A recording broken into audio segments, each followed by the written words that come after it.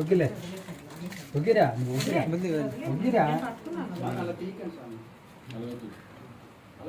అలా వద్ద కడ్డు తీసి దయచేసి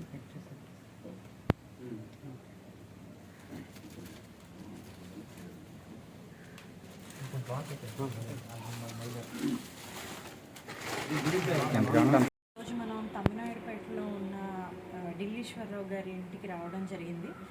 ఇతని పరిస్థితి ఇక్కడ చూస్తే ఇతనికి లోకోమోటార్ డిసీజ్ అని ఒక డిసీజ్ ఉంది.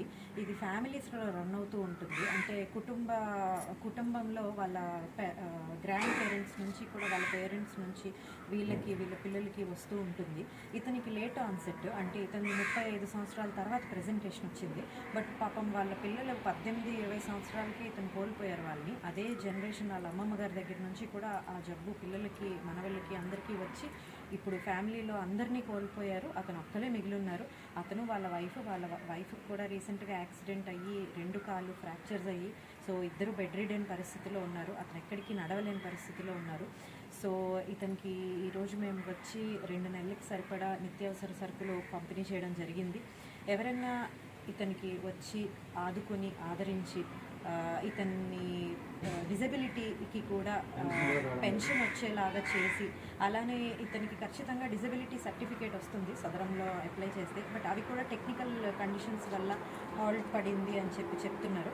సో ఎవరైనా ముందుకు వచ్చి అలాంటి కార్యక్రమాలు చేసి అట్ ద సేమ్ టైం అతనికి డిజబిలిటీ సర్టిఫికేట్ వచ్చి పెన్షన్ వచ్చేలాగా చేస్తే ఇంకా అట్లీస్ట్ అతను లైఫ్ అతనికి ఫ్యూ ఇయర్స్ ఆఫ్ లైఫే ఉంటుంది. ఇంకా ఆ లైఫ్ ఉన్నంతకాలం అయినా అతను కొంచెం 3 పూట్ల తిని బతకగలరు అట్లీస్ట్.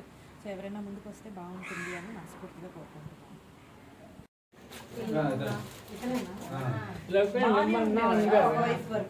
ఏ వయసు వరకు బాగుండేవాడు? ఈ వయసు అంటే 25-28 వరకు బాగానే మ్యాథ్స్ వరకు చేసుకుంటాడు అమ్మాయి.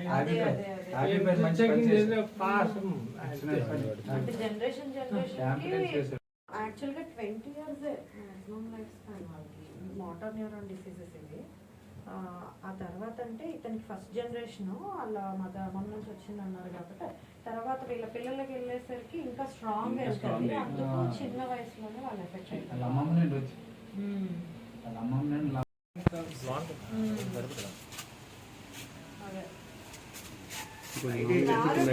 వచ్చాయి కదా ఆరోగ్యశ్రీలో ఎక్కడైనా ట్రీట్మెంట్ అవుతూ చేయిస్తామా? ఆరోగ్యశ్రీలో ఈ అమ్మకి